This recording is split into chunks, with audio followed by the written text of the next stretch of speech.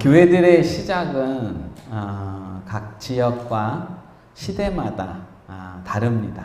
교회들의 시작은. 초대교회는 대부분이 유대인들로부터 시작됐습니다. 유대인들이 교회의 처음 형성을 이루었습니다. 예수님은 온 인류를 위한 그 구원의 길을 제시하시고 말씀하시지만 그 복음은 이스라엘 땅에서부터 시작되었고, 그래서 복음을 이해하기 쉬운 사람들은 바로 유대인들이었습니다. 바울도 이것을 알았기 때문에 복음을 전하려면 늘 유대인들이 있는 회당에 먼저 갔습니다. 그리고 그곳에서 복음을 이해하고 믿음을 가진 성도들과 함께 이 교회를 시작했고, 거기에서부터 이제 이방인들을 향하여 복음을 전하기 시작했습니다. 그래서 유대인들이 초대교회의 주축이 되었습니다.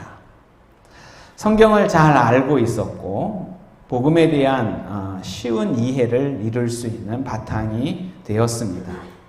그래서 늘 가르치는 위치에 있는 사람들이 유대인들이었습니다. 오늘 읽은 성경은 로마서인데 이 로마 교회가 어떻게 시작됐는가, 이것은 정확히는 알 수는 없습니다.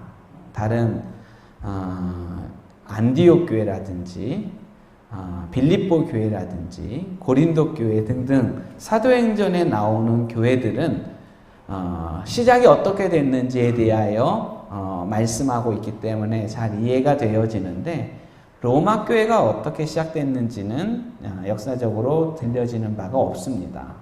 그래서 추측하건대 이것도 유대인들, 다시 말하면 예수 그리스도를 믿었던 유대인들이 로마 교회에 가서 거기서 믿음의 공동체를 형성하면서, 그리고 그곳에서 이방인들을 향하여 복음을 전해서 세워진 교회가 이 로마 교회일 것이다 라고 생각되어집니다. 이 로마 교회에게는 특별한 상황이 있습니다. 그게 뭐냐면 로마 황제가 유대교를 믿는 유대인들을 한동안 이 로마 시에서 내보냈습니다. 쫓아냈습니다. 그때 로마 교회에 있던 유대 그리스도인들도 함께 나아갈 수밖에 없었습니다.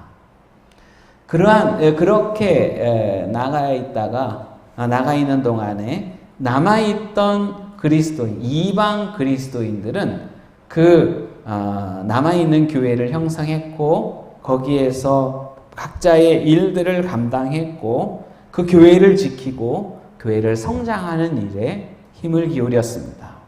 그리고 몇 년이 지나서 이 로마 교회에 다시 유대 그리스도인들이 들어올 수 있게 됐습니다. 황제가 허락했기 때문에, 유대인들이 들어올 수 있게 허락했기 때문에.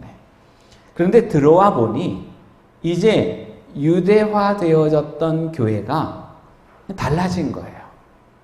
왜냐하면 유대인들은 율법을 지키고 절기를 지키는 이러한 일들을 행하면서 믿음의 길을 형성해 나아갔는데, 남아있던 이방 그리스도인들은 절기도 지키지 않고 율법도 지키지 않아 이러한 믿음의 형태를 이루어서 그들의 상황 속에서 이제 갈등이 일어납니다.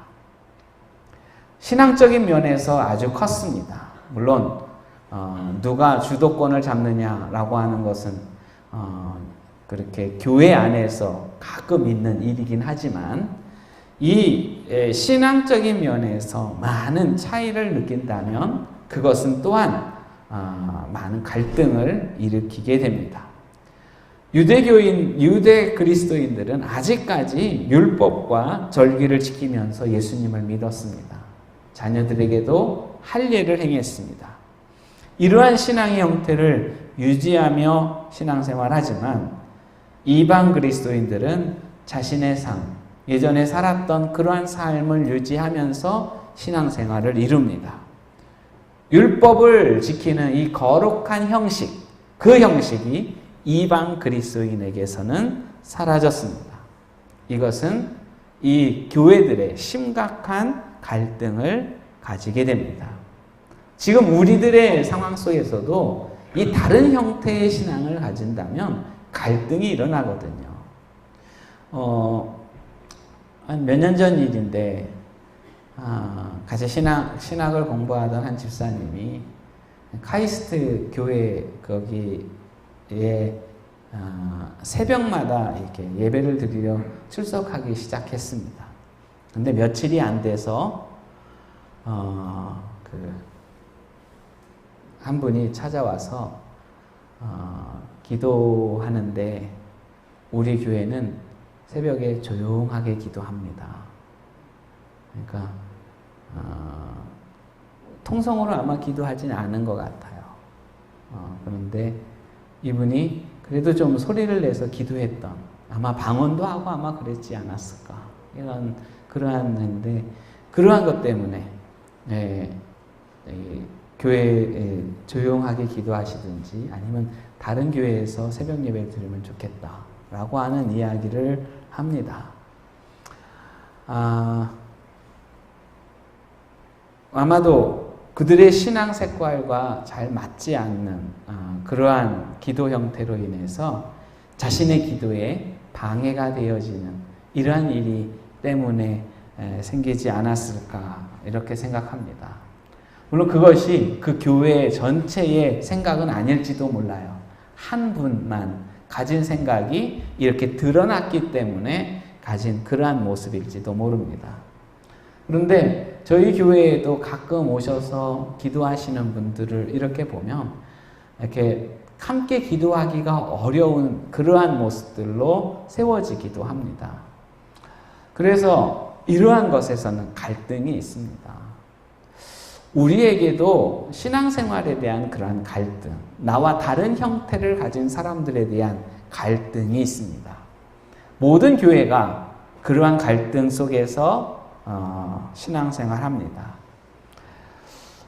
갈등은 어느 교회나 있는 상황이에요. 그것이 외적인 형태에서 대부분 사람들의 마음을 흔듭니다. 어떤 유명한 가수는 그 외적인 형태가 없으면 평화가 올 것이다 라고 노래합니다. 종교가 없으면, 국가가 없으면 싸움도 전쟁도 없는 평화가 올 것이다 라고 노래했지만 사람들이 국가나 외형적인 형태가 없다고 싸움이 없다? 그것은 아니에요. 국가가 없으면 마을 단위로 싸우고, 피부색이 똑같으면 언어, 말투로 싸우고, 머리 색깔로 싸우고, 머리 길이로 싸우고, 외형적인 어떤 부분이 다른 것을 트집 잡아서 분명히 싸우는 일들이 일어납니다. 미국에 지금 흑백 갈등이 다시 표면화가 되어졌습니다. 그래서 데모도 일어나고 하고 있는데, 미국이 피부색이 다 똑같다면 그런 갈등이 없을까요? 우리나라는 피부색이 다 똑같잖아요.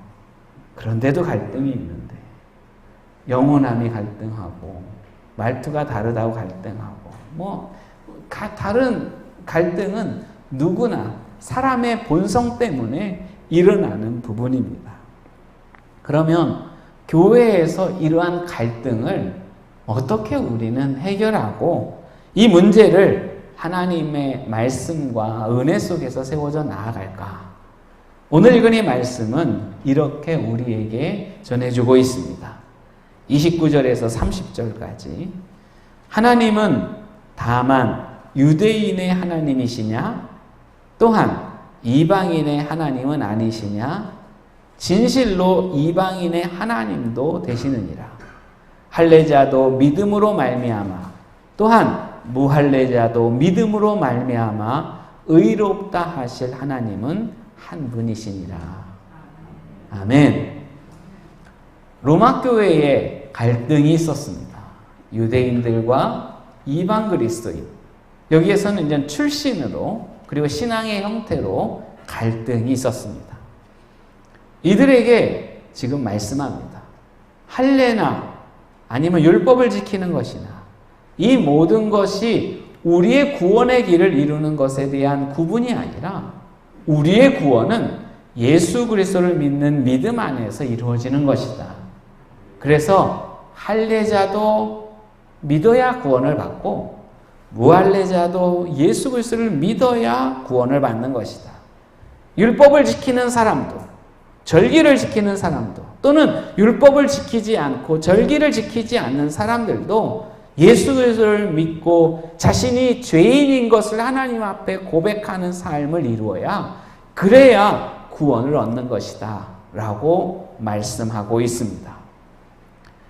하나님은 모든 사람들에게 차별 없는 모습들로 나타내서 믿는다 라고 하는 이 한 가지의 모습으로 구원을 이룬다 라고 말씀합니다.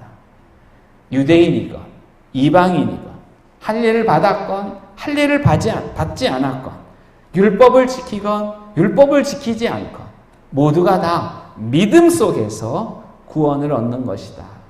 그래서 자신의 삶 속에 자랑할 만한 일들, 나는 절기를 이만큼 지키고 있고 나는 율법을 이만큼 지키고 있고 나는 신앙생활이 이만큼 오래되었고 나는 이 성경의 말씀을 이렇게 많이 이해하고 있다.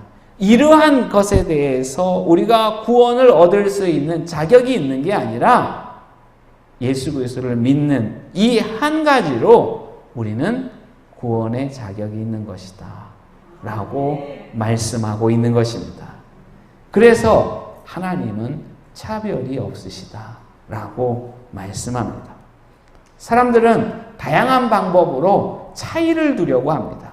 저 사람보다 내가 이만큼이 더 낫고 저 사람보다 내가 이만큼이 더 열심히 했고 저 사람보다 내가 이만큼을 더 많이 이루었다라고 하는 것으로 차이를 두려고 하지만 그 또는 다른 사람들을 더 높이는 차이를 두어서 자기 자신을 아주 낮게 여기는 이러한 부분들로 소심한 마음을 소심한 신앙을 세워져 나아가지만 하나님 안에서 믿음은 차이가 없는 것이다 라고 말씀하고 있습니다.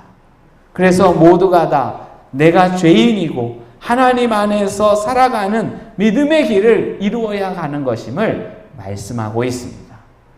여러분들이 주님 안에서 이 길을 분명히 깨달아서 하나님의 길로 걸어가는 믿음의 삶이 되어지길 주의 이름으로 축복합니다. 우리가 신앙생활을 하다 보면 나보다 좀 더 나은 부분들을 이루는 사람들도 있고 부러울 만한 일들을 행하는 사람들도 있습니다. 그리고 더 많은 일들을 알았고 과거의 경험들이 많은 분들이 있습니다. 또는 이제 새롭게 예수 그리스도를 믿어서 정말 열정적으로 삶을 이루는 이러한 부분들도 있습니다. 하지만 모든 형태를 가진 이러한 형태 속에서 믿음은 차이가 없습니다. 하나님은 차별하시지 않고 믿는다라고 하는 이 한 가지로 모든 사람들을 구원하십니다. 할렐루야. 이 믿음 속에 서서 하나님의 길로 나아가는 여러분들의 삶이 되어지길 주님의 이름으로 축복합니다.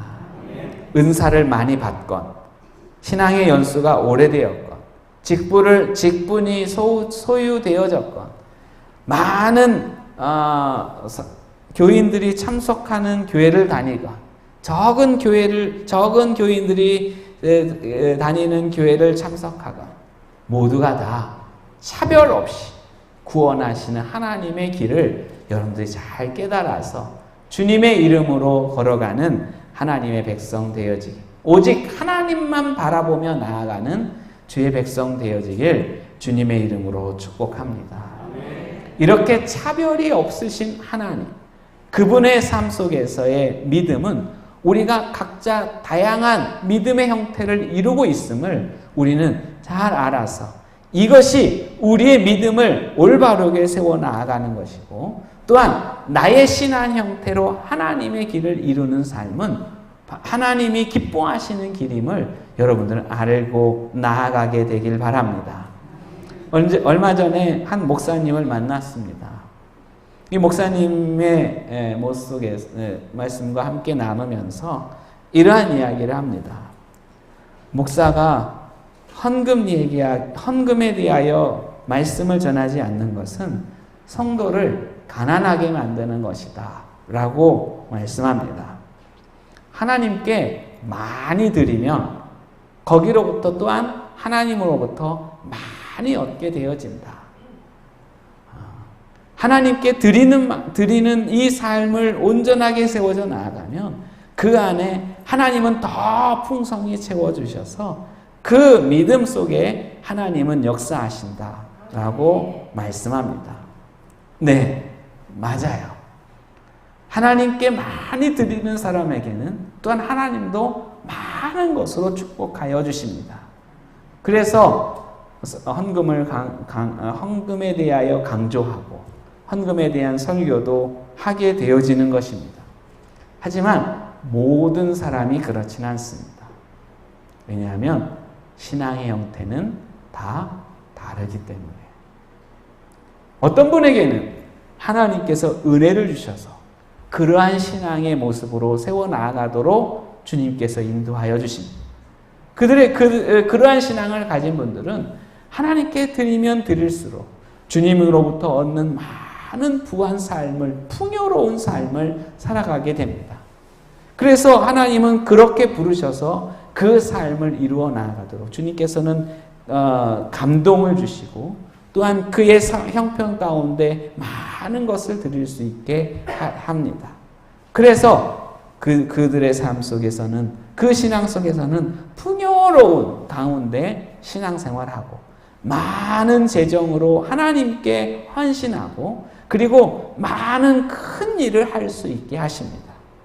그런데 그렇게만 하나님이 부르시지 않았습니다. 어떤 사람에게는 가난함으로 부르셨습니다. 가난한 가운데서도 기쁨으로 하나님을 섬기고 어떻게 저런 상황 속에서도 이렇게 웃고 기쁨으로 즐겁게 신앙생활할 수 있을까? 이것이 신앙의 모범이 되어서 다른 사람들에게 은혜를 끼치고 기쁨을 주고 신앙의 또 다른 형태로서의 삶을 이루는 이러한 삶을 살아가게 합니다. 하나님은 가난함으로도 부르시고 부자로도 부르십니다. 하나님은 가족이 많은 곳에 태어나게 하시기도 하고 하나님은 독신으로 살게 하기도 하십니다. 하나님은 믿지 않는 가정에 시집이나 장가 들어서 어렵게 기도해서 그 가정을 복된 가정으로 믿는 가정으로 만드는 이러한 이름으로 부르시기도 하고 어떤 사람에게는 믿는 가정으로 가서 교회에 충성하고 하나님의 이름으로 살아갈 수 있게 하는 이 길로도 하나님은 부르십니다. 그리고 모든 그 부름에 하나님은 은혜를 주십니다. 차별이 없으신 하나님이. 할렐루야.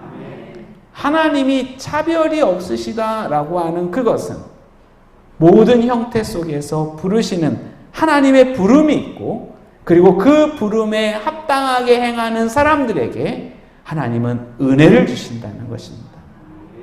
그래서 여러분들의 부름이 어디인지 분명하게 깨닫고 그 안에서 하나님의 이름으로 충성하는 삶을 살아갈 때 여러분들은 그 안에서 하나님의 큰 은혜를 받아 또 다른 형태로서의 복을 받아서 하나님 안에서의 길을 이루게 하게 될 것입니다. 그래서 우리는 우리 자신의 신앙의 밭에서 우리에게 맡겨진 일을 하면서 우리에게 맞는 열매를 먹으며 살아갑니다.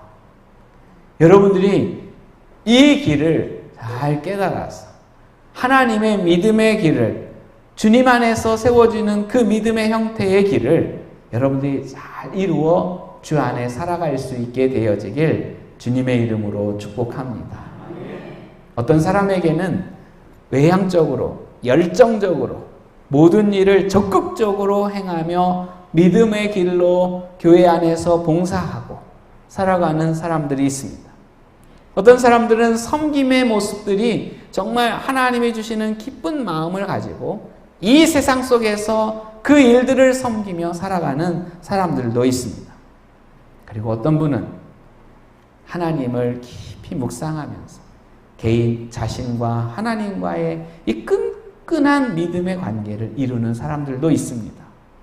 외형적으로 봉사의 그 큰 뜻은 품지 않았지만 자신의 마음속에 뜻하시고 말씀하시고 이루시는 하나님의 그 깊이 있는 영성을 통하여 부르신 사람들도 있습니다.